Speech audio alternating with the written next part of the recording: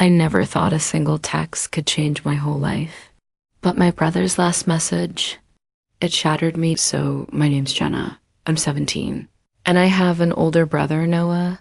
He was 19. I know everyone says this, but Noah wasn't just my brother. He was my best friend. We were that type of siblings.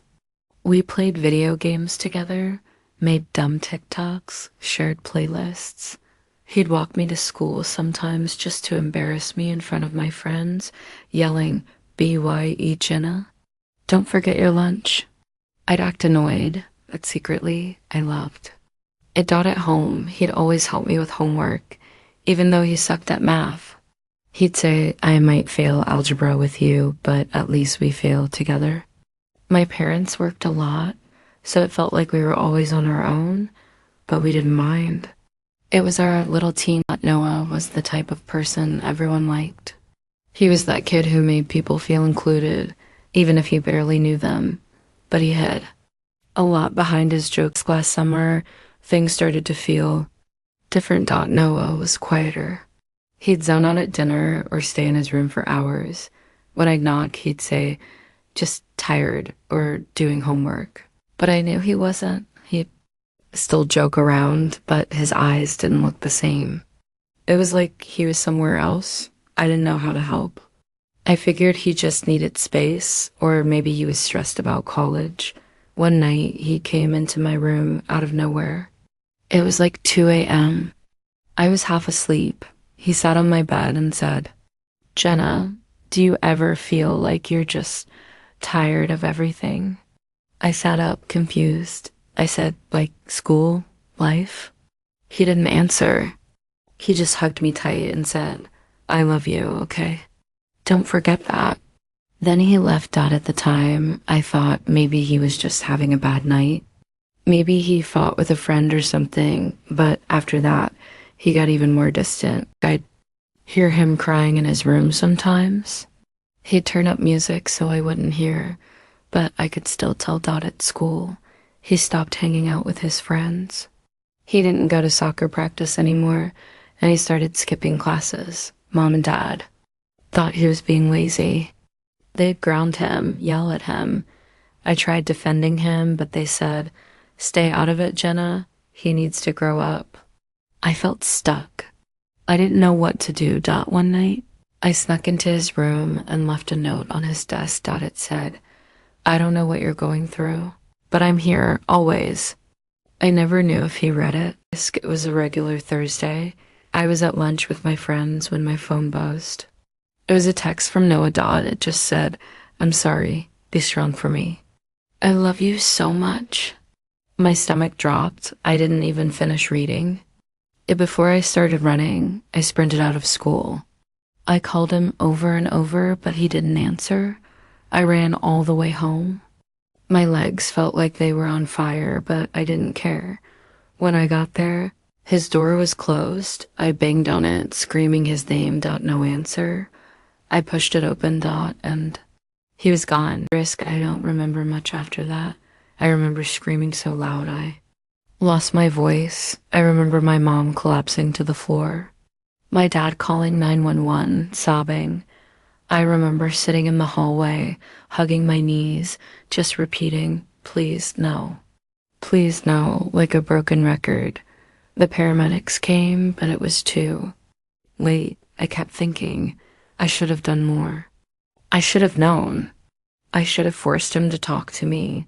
The guilt was crushing me. A few days later, I was lying in his bed. It still smelled like him. His guitar was on the floor, his posters on the wall.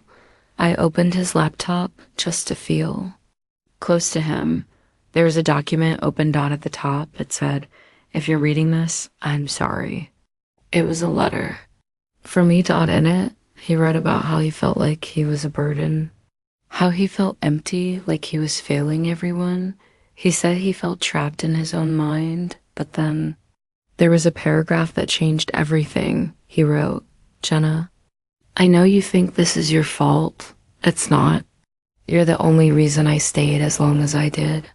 Every time I wanted to give up, I'd remember you, and it kept me going a little longer.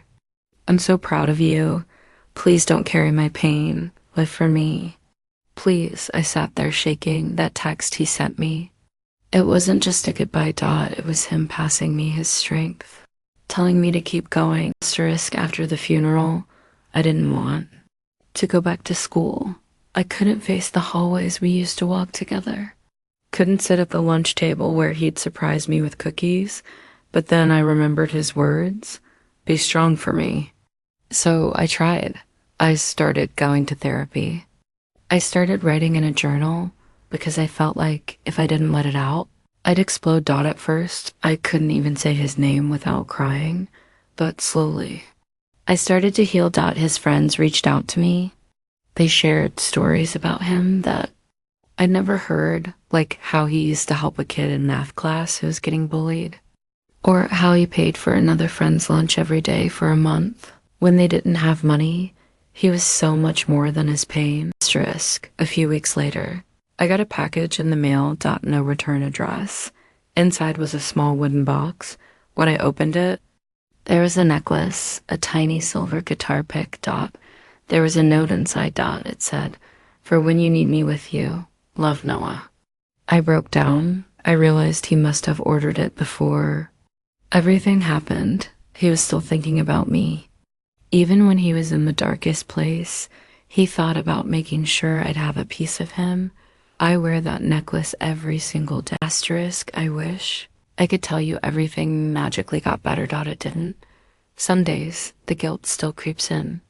Sometimes I still hear his laugh in my head and want to collapse.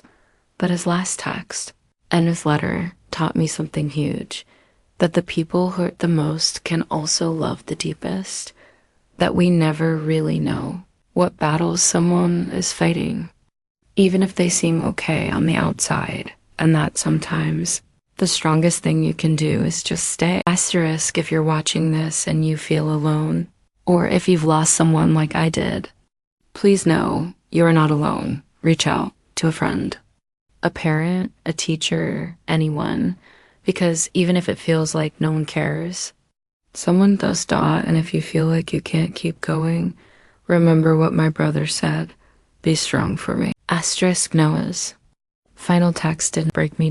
It saved me. And now I try to live every day in a way that would make him proud. I keep going. For him.